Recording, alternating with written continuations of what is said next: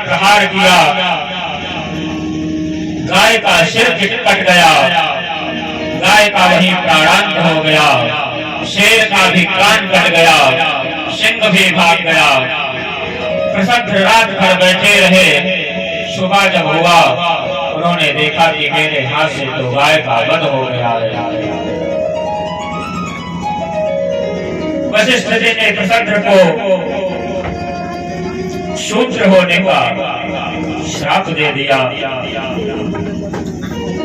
कि तुमने ऐसा घोर अपराध किया है। अब तुम्हारा शरीर पवित्र शरीर नहीं रहा, अब तुम क्षत्रिय पद के अधिकारी नहीं हो, इसलिए तुम इसी शरीर से शूद्र की योनि में परिणत हो जाओ। सुखदेव जी कहते हैं राजन,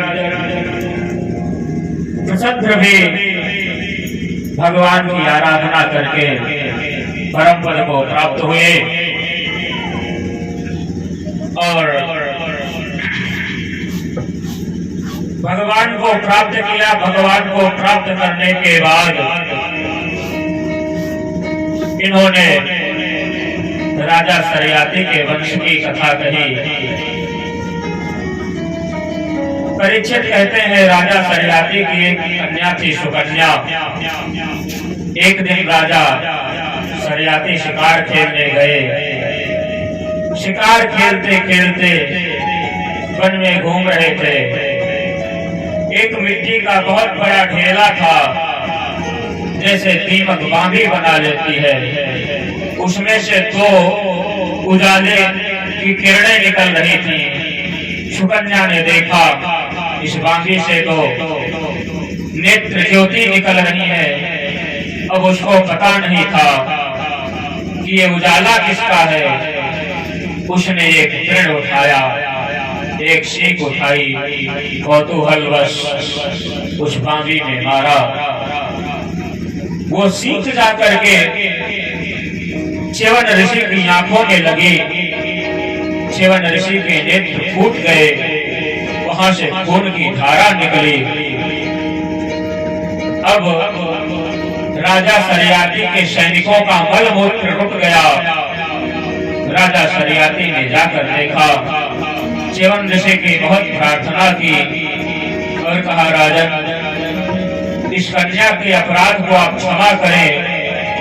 इसका दंड यही है कि आज से इसने आपका अपराध किया है, इस कारण ये आपको पति रूप में वरण करेगी और आपकी सेवा में रहेगी।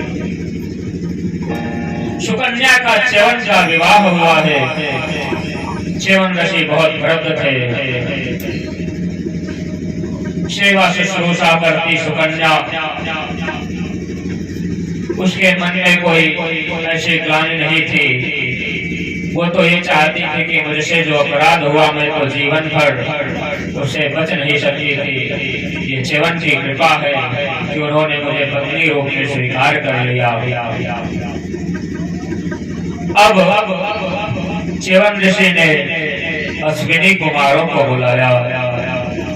अश्विनी कुमार आए। इनको देवताओं ने सोम रस से वंचित रखा था।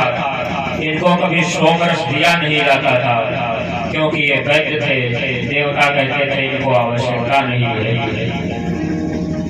च्यवन ऋषि ने अश्विनी कुमारों से कहा, मैं तुमको सोम रस का अधिकारी बनाऊंगा। च्यवन ऋषि को लेकर के दोनों अश्विनी कुमार नासक और दस्त्र एक सरोवर में घुसे।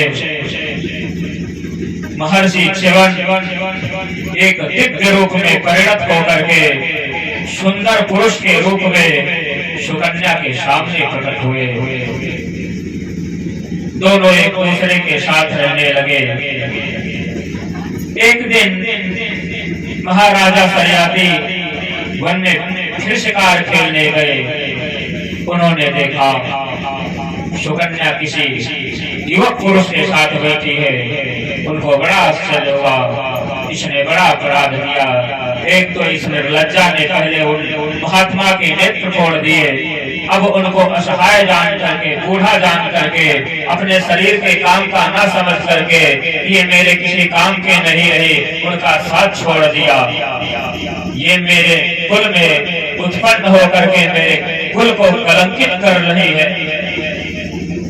राजा सरियाती ने सुकन्या के पास जाकर बहुत बुरा भला कहा। जब तक च्यवन ऋषि बगल में ही थे, उन्होंने कहा, राजन आप अपनी कन्या पर क्रोध मत करो, इसका कोई दोष नहीं है। उन्होंने पूरी घटना सुनाई। राजा सरियाती बहुत प्रसन्न हुए, वो चले आए। अब करुष के वंश का वर्णन करते हैं। करुष के जो वंशज थे वो सब आरुष कहलाए। धृष्ट के जो वंश थे वो सब धाट कहलाए। अब धृष्ट के वंश में